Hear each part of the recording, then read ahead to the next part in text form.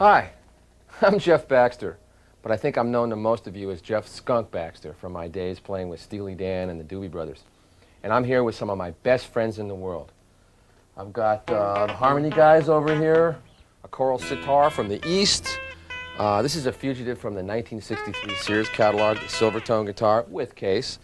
My Irish buddies, the Ovation Brothers, a couple of Fenders, Sparkly Goya back there, and of course, two very close friends of mine, Mr. Dan Electro and Mr. Dan Jellicoe, and our own Gibson girl.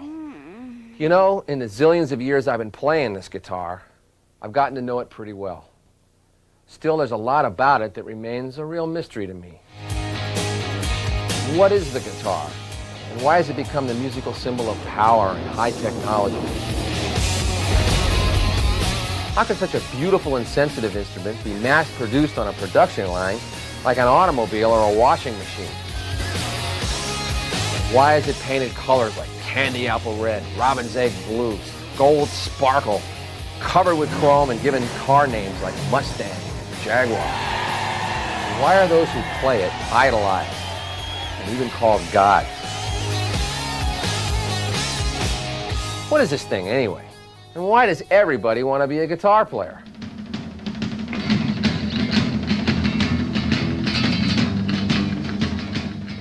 Why do guys play the guitar? Why do guys play the guitar? I would say that anybody that, any young, virile boy, Right. with red blood in his veins, picks up a guitar to impress girls. Wouldn't you say? What did you pick up a guitar for? It was the sound of the guitar bending, man, and the reverb and stuff like that, you know, which I didn't know what was going on at the time. It was just, and the sound, just the whole feeling of the whole thing. I was into it. It's a symbol, you know? It's a symbol of expression, it's a symbol of rebellion, it's a symbol of freedom. The sound, the way the strings vibrate, it's a very personal instrument. That's why this instrument is the most popular instrument, other than, say, a voice, you know, because it can really speak. I love it. I mean, it's just like the coolest thing on the planet. It's such a powerful instrument, electric guitar. I mean, you know, it's a rock and roll is the guitar.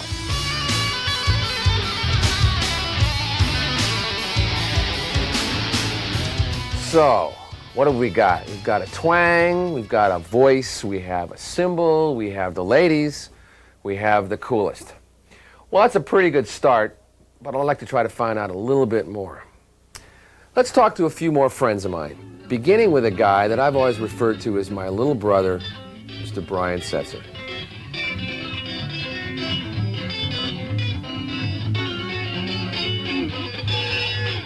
You know, this is the guitar that made me really play guitar. I bought it when I was 17 years old because it looked like Eddie Cochran's. When I put this thing on the couch and I kind of angle it, I mean, it's a woman. I mean, there's something in the feel when you pick it up and hold it and pull it and play it. It's sexual, or at least sensual. It really is. And there isn't a day goes by that I just kind of have to grab it and touch it and play it and pick it and do stuff to it.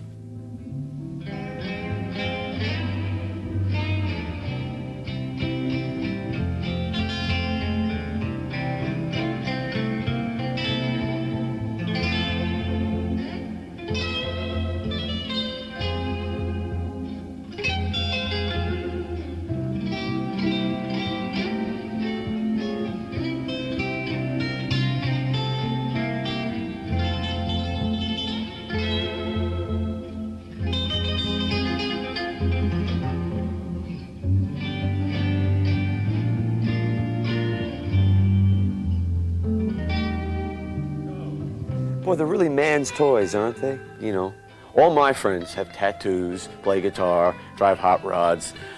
Those are the kind of people I hang out with. And they're all intertwined. You like it all. It's all part of the cool stuff to like, you know. My friends don't drive Volvos and stuff. You know, they got 57 Chevys or hot rods, and they're into, you know, cool guitars like this. You know, they don't play the Gumby guitars, I call them, with the points and the jagged edges. This guitar is rock and roll.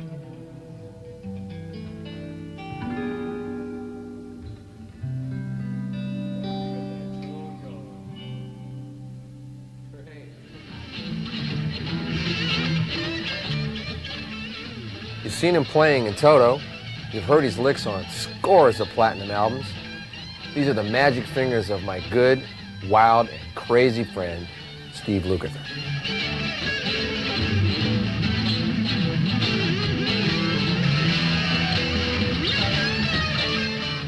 Well, I started playing when I was like 7 years old. Right. You know, I mean, just playing like.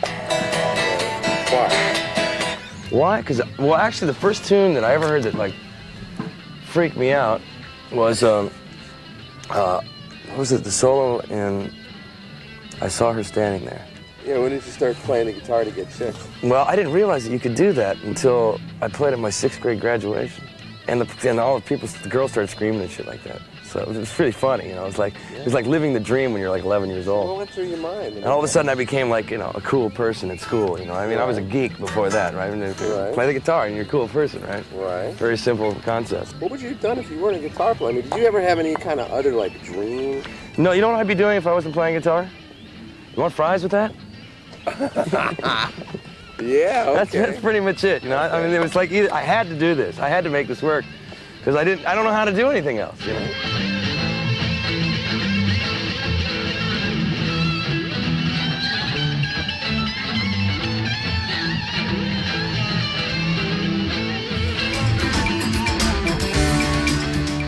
That's right, you got it, Sam Kinison. Now, you've always known him as a great comedian, but this man is serious about playing the guitar.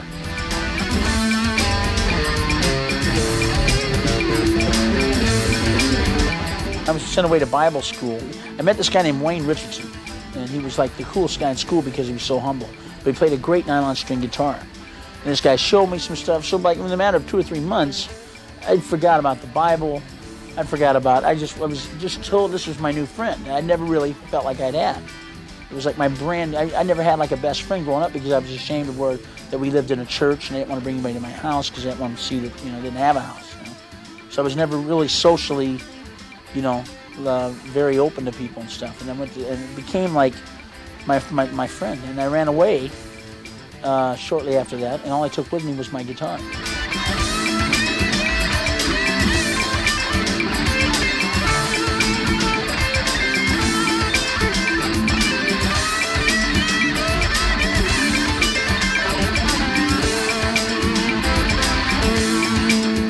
Brian, Luke, and Solo and Sam. You guys are trying to tell me that this guitar thing has something to do with sex and love and friendship and freedom. Well, okay, these are things you can relate to, not just here in America, but worldwide. So let's blow this pop stand, and we're going to go to a place that's known for some serious legendary guitar players.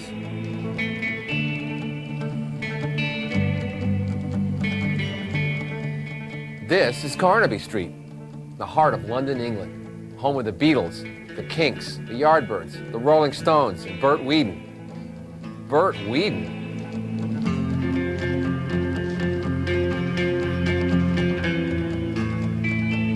You may recognize the song. That's Apache, a classic instrumental made famous by a British group, The Shadows. But you probably don't know the original recording belonged to this man. Bert has been associated with the guitar in England since the 1940s, but he's best known for writing a book called How to Play the Guitar in One Day, and he says it works. And suddenly he said, I can play the guitar! I can play. This is great, Bert Weedon. Oh, man. See, I don't know you very well. Nobody knows me in America. In America, but everybody in England had the Bert Weedon guitar guy. I don't believe I'm holding this book.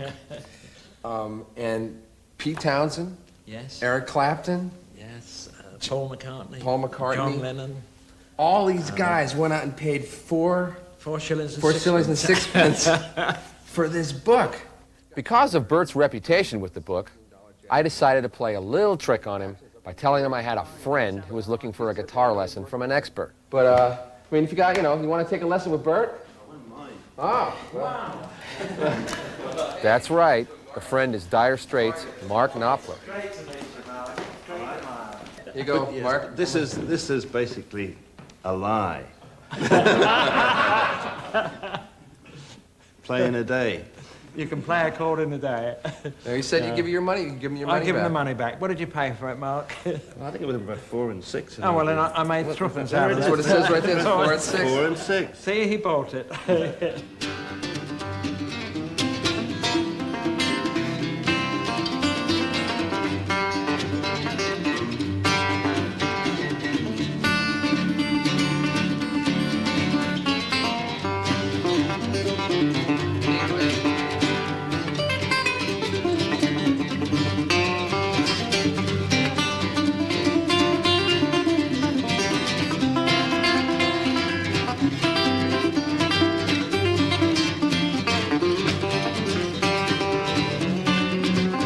Basically, it was a love affair. I mean, I know what Fender catalogs smell like. I know what they smell like. I used to smell the paper of a Fender catalog, you know. Oh, it was all glossy, and each page was a different, the Jazzmaster. Yeah. Oh, and then the Jaguar. Yeah. Oh, yeah. And then just half an hour luxuriating, you know, amongst the amplifier section, the amp section, and back to the guitars. Oh, boy. I never, remember, I knew exactly what a Fender Strat cost, you know, down to the last shilling and sixpence.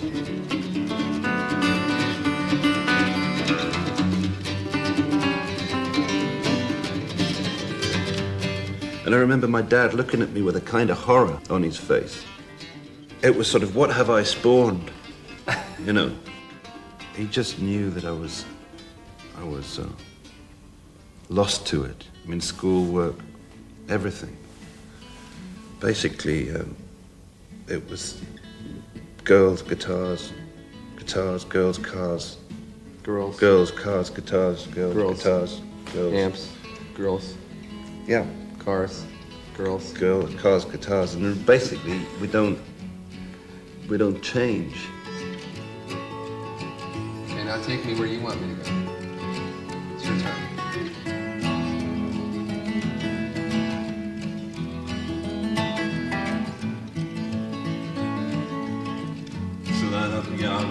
I'd make it even more simple. Okay. Being an illiterate.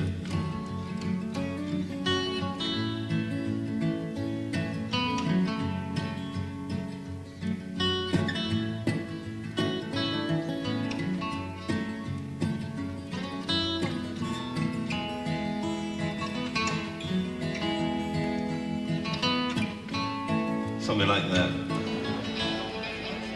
Earlier, I mentioned the Shadows, the English band that was rocking it long before the Beatles came on the scene. So now I'm looking for a TV studio here in the Carnaby Street area where I'm going to do something a little unusual. I've made some arrangements to talk and play with the lead guitarist for the Shadows, the one and only Hank Marvin. So what's unusual about that? Well, he lives in Perth, Australia, and I'm here in London. So we're going to visit Hank by satellite hookup. Beam me up, Hank. Oh, by the way, greetings from London.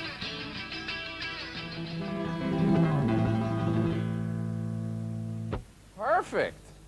Perfect. This was wonderful. I think we've either created history or probably maybe this is the end of satellite broadcasting as we know it. We probably destroyed our careers, Jeff.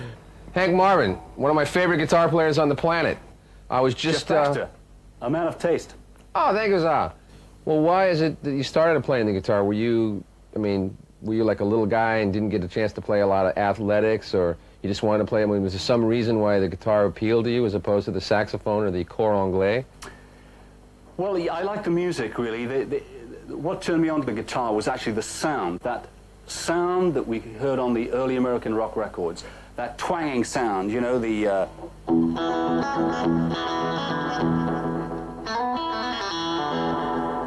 In Britain and in Europe, we weren't hearing that. We were hearing from British guitarists and European guitarists really that soft, jazzy sound, because most of them wanted to play jazz. And when they got down to playing rock and roll, they couldn't cut it because they weren't interested. And here was this incredible twanging guitar sound by guys like Scotty Moore, Buddy Holly, James Burton, Cliff Gallup. It was just sensational, and I wanted to try to emulate that sound, and I'm still trying. Sounded pretty good to me. Can you give me some idea about what the guitar really is? To me, initially, it was something which had a good image. It looked good hanging around your neck. When I was sort of 15, 16, that was the instrument that looked good. Secondly, it was portable. You could easily carry it around, get it out at a party and start playing and singing. You know, with a piano, difficult. So many different styles. It's an instrument which, because of its inherent versatility, different gauges of strings, different sounds to an amplifier, you can almost be what you want to be with the instrument. You can be, as you said, aggressive, you know, nasty. You can be gentle, and you can be romantic. Want to dance? So I think it means anything you want it to mean, Jeff, and that's one of the great things about the guitar. And I think that's why it's lasted so long and why it will last in pop music. You want to try something like, I did Apache with Bert the other day, and that was kind of fun. You want to pick one of your tunes that we can do? Because I think I know most of them. Yeah, you probably know more than I do. What haven't we played? What about FBI?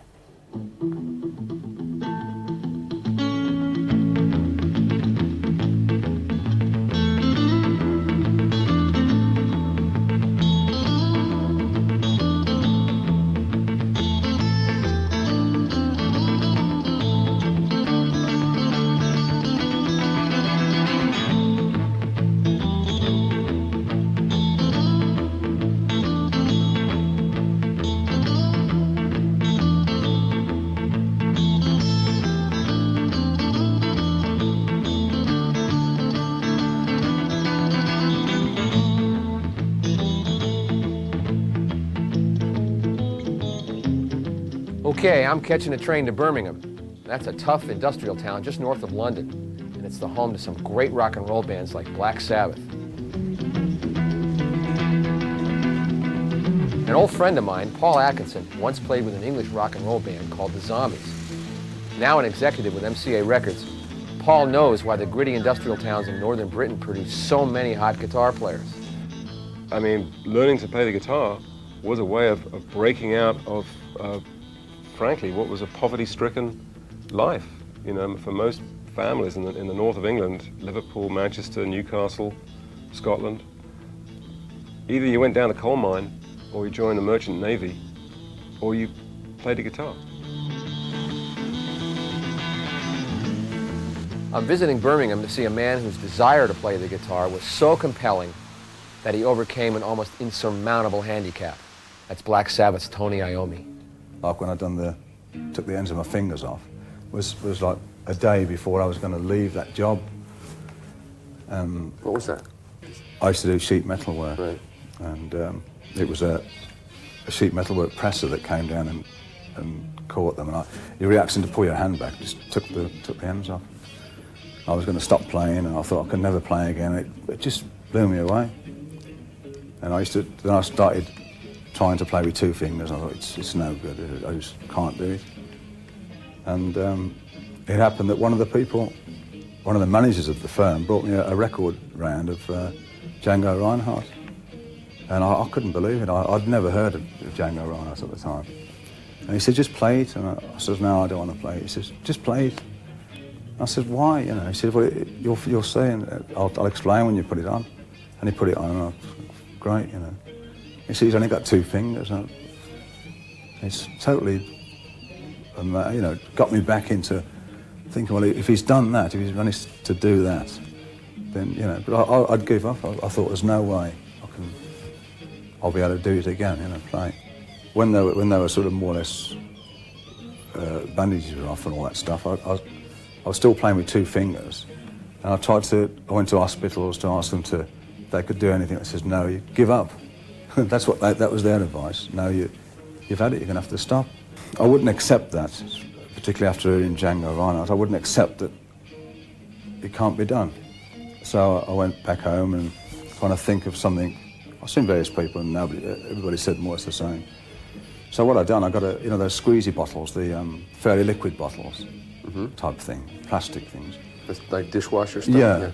And I melted it down into a ball, made it into a ball. Got a hot soldering iron and made sort of a hole in it so it fitted the finger. Then I sat there for hours on end just doing it down with sandpaper until it got sort of more or less like a tip.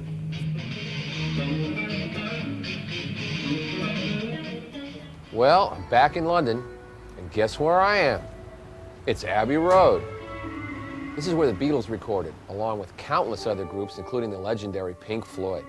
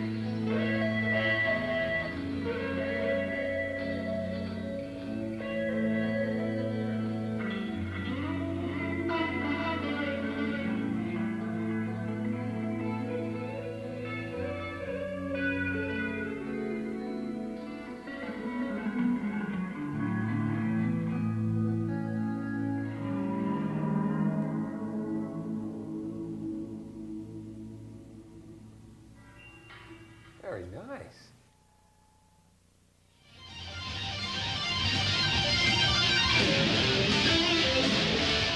There's a remarkable young musician from Newcastle named Thomas McRockland, who Stevie Vai refers to as the Mozart of the guitar because he's a killer guitar player and he's only 11 years old. Thomas is a shy and quiet lad in every other way, but just listen to him play.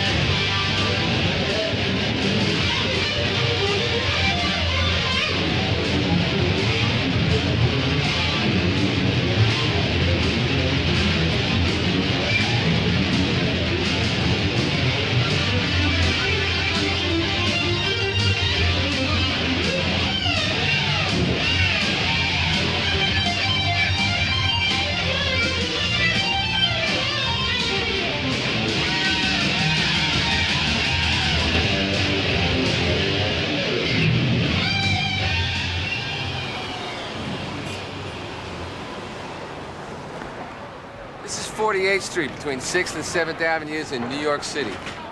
This is where all the great music stores are. When I was a kid and I was 13 years old, I used to work over there. My place used to be called Jimmy's Music Shop.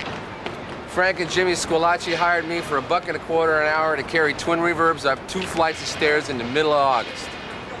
Look at all these music stores, man. Amps, drums, keyboards. There's a cat with a bass guitar here, man. Hey, homie, what's happening, man? Sam Ash, one of the great music stores. Hey, man. We buy guitars. There's got to be more guitars over there than in all the music stores in the United States. My friend Steve runs that. Our main reason for stopping off in New York is to visit Les Paul, whose pioneer multi-track recordings in the 50s with his late wife, Mary Ford, first made the electric guitar popular.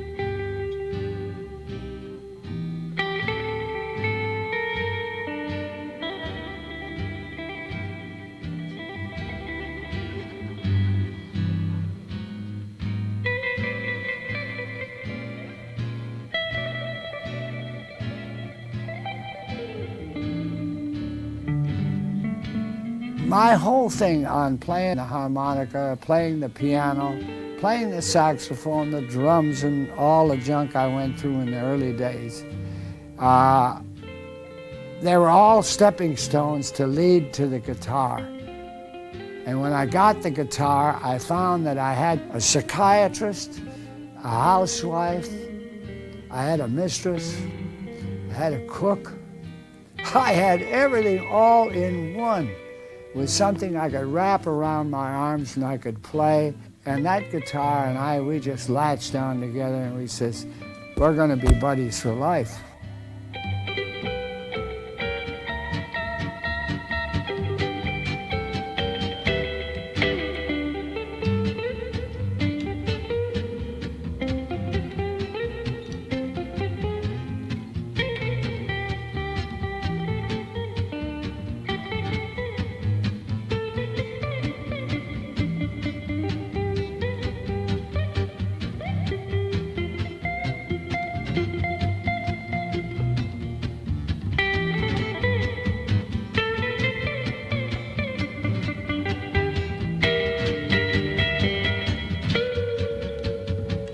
Less a surprise guest of the night is Brian May from Queen.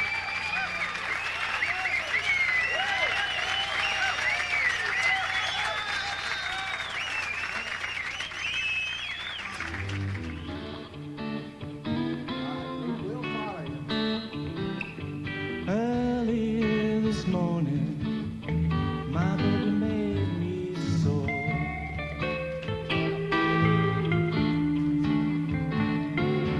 Early this morning, my baby made me sore.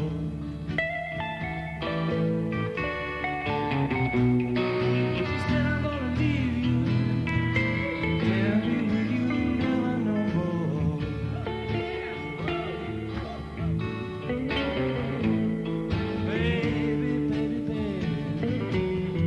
Where did you sleep last night? I said, tell me, pretty mama, where did you sleep last night?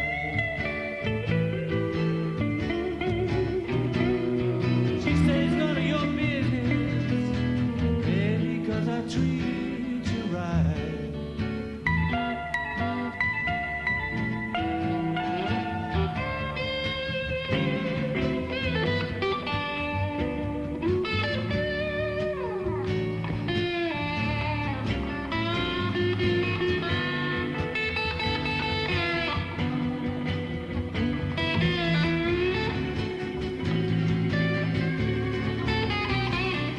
I'm very obsessed with sound, you know. My nightmare is to go on stage and plug it in and the audience to be there and it doesn't sound right. That's what I hate most of all. Because then you've lost your voice. It's like, you know, it's trying to speak with you with no voice, and that scares me, I suppose. So, but if it sounds good, then it's great. I feel at home. I can cope if I've got the guitar in my hand. And I think going back to childhood, that's why it happened, because I was very, in common with a lot of other very extrovert, supposedly guitar players, I was very shy as a kid, you know, and didn't have the courage, or found it very hard to get up and ask a girl to dance or something, you know. So the way I got through it was I would go to the dance and I would be on the stage. I wouldn't be down there with all these problems. I would be on the stage, and I would, with the guitar in my hand, I was confident. I was fine. I could make my noise and have a lot of fun and not have to deal with those kind of problems of relationships which come down to problems of yourself. You know. Where's Al DiMeola?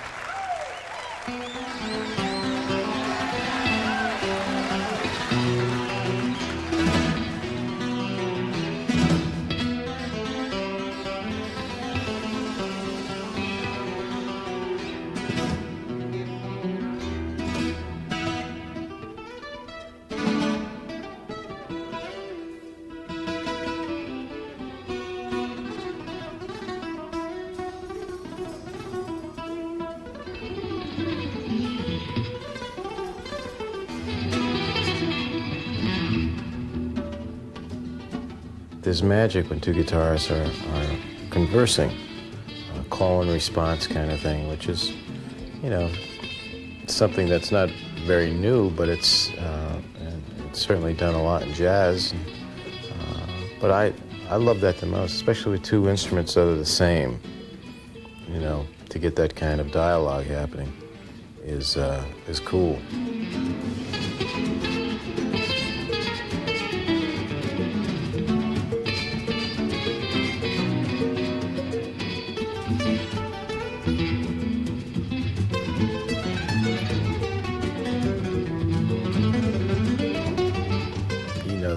And notes and guitar speaks much better for us than words can ever speak.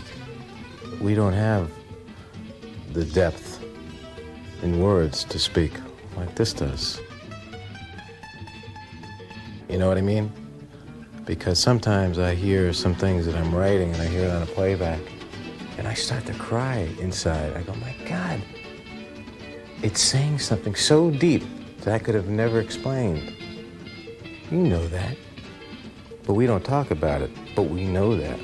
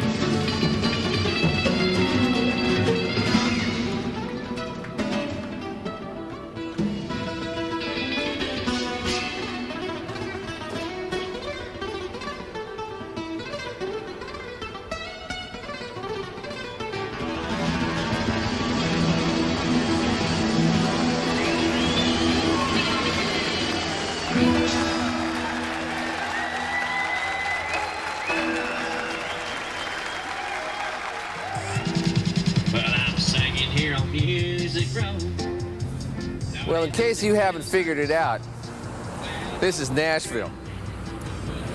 Loretta Lynn's Western Stores, Conway Twitty's Souvenir Shop. There's even a guy over there in the foot-long corn dog stand sitting out there with an electric piano singing country western songs. And everybody comes to this town with a guitar. I think the guitar of all the instruments probably speaks the voice of country music more than any other instrument. And when I think of the guitar and I think of Nashville, I think of Chet Atkins.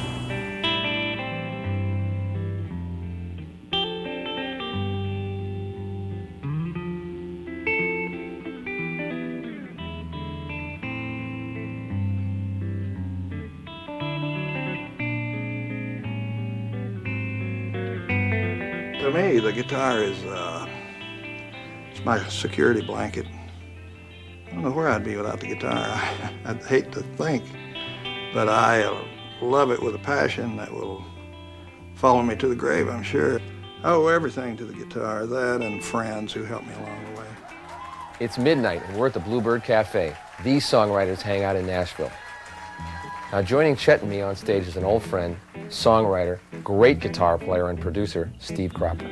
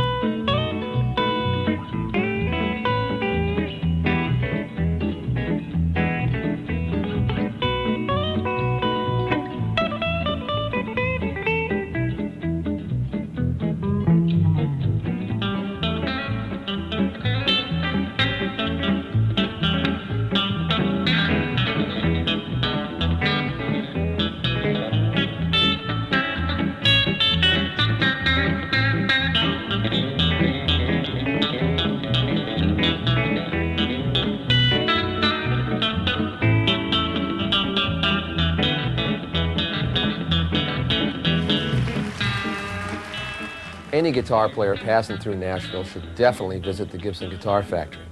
It's a real spirited place, and it's filled with the smell of wood and the sounds of people and machines making guitars. Jim Triggs takes Steve and me on a tour.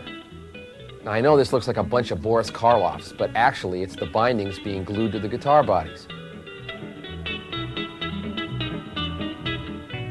More gluing, this time the neck to the body.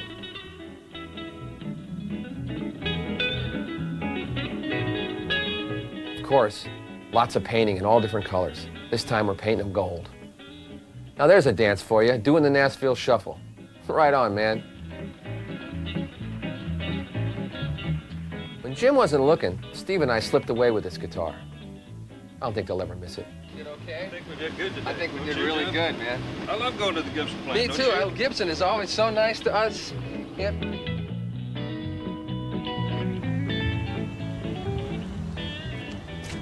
Now, this is not just a hole in the wall, this is the hole in the wall, which means we're in Austin, Texas. We're talking about the fabulous Thunderbirds, Stevie Ray Vaughan, Jerry Jeff Walker, Tim Buck III. This is a home of country rock. It's also the home of my favorite guitar player, a guy named Eric Johnson.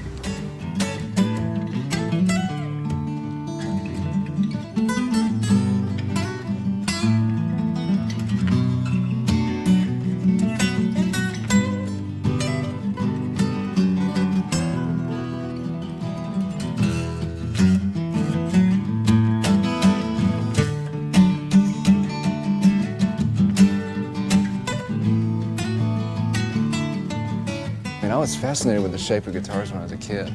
The more pickups and knobs, it's like, God, that's great. And just the, the surf look of the offset body style of the Fender Jazzmaster and Jaguars, and being at the beach with the Corvettes and the girls, and the whole effect was just so enticing, you know. Plus it was kind of a little bit rebellious, you know, playing rock, you know, and having big amps and Fender guitars. There was a certain visual romance, definitely.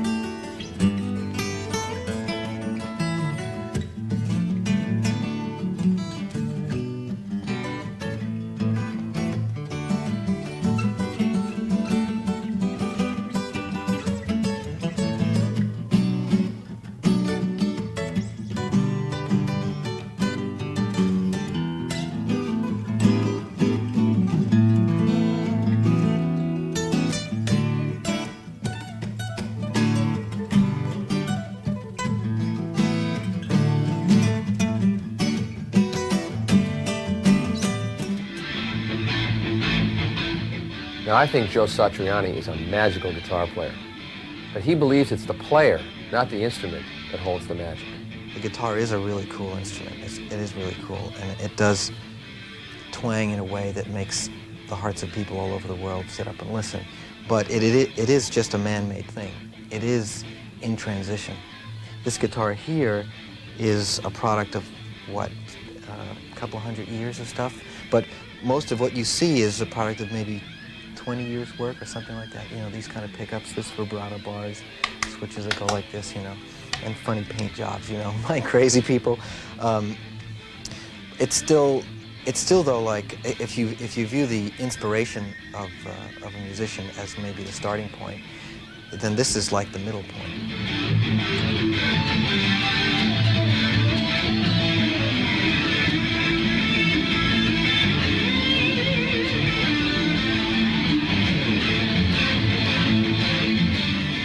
I think the end is the listener. Yeah, 1, 2, and then the audience is 3. That's kind of like how it goes, I think. So it's just a guitar, you know what I mean? Because when you're not inspired and you're playing like dirt, well then the guitar sounds worse. But it isn't the guitar's fault, is it? You know. So if it was such a great thing, it would always make you sound great. It would truly be the instrument of freedom. But it is also the instrument of pain.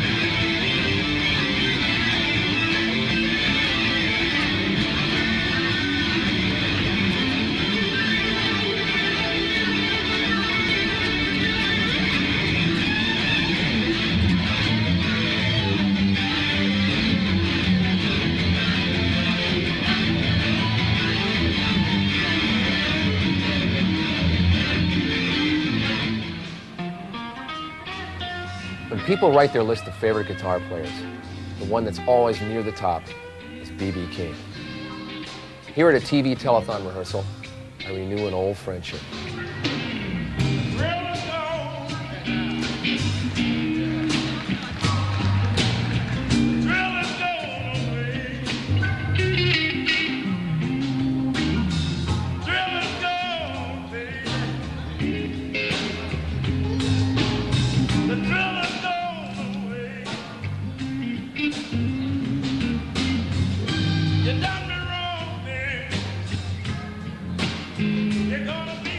When it comes to a player's personal relationship with his guitar, nobody tells it better than when B.B. King talks about Lucille. The sounds that come from the guitar has always been soothing to me. Nobody believes you if you got a story you're trying to tell, or nobody seems to understand your problems, whatever it may be. Even your best friends, sometimes you try to talk to. Nobody seems to really understand you. I can pick up the guitar, and the guitar seemed to help me with my problem. I guess it's someplace you can go when you can't talk to anybody else, when you're feeling up, when you're feeling down. The guitar is your best friend. I still sleep with the stupid thing sometimes, you know what I mean? I know that it's just a wire and wood, you know? I make it a personality because of the way I view the thing. I can't stand not playing guitar at some point because it's like working out or something. You just blow off a lot of steam. And boy, when you have a good night, you're really ripping some licks out. It's as good as sex. I don't know if not better.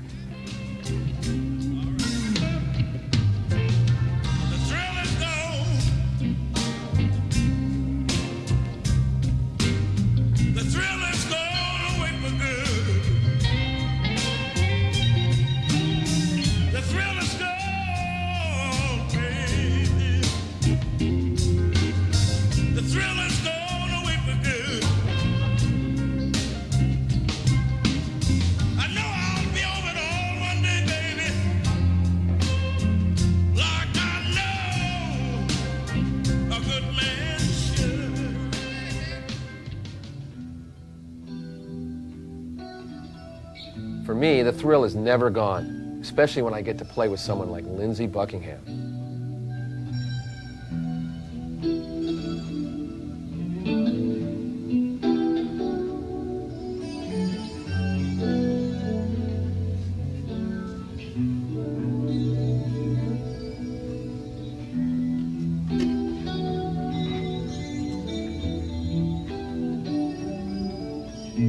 You know, there are certain things that keep coming up again and again. Like, what is this sex thing with guitar players? I ran into Don Felder, and we had a band. He was in our band.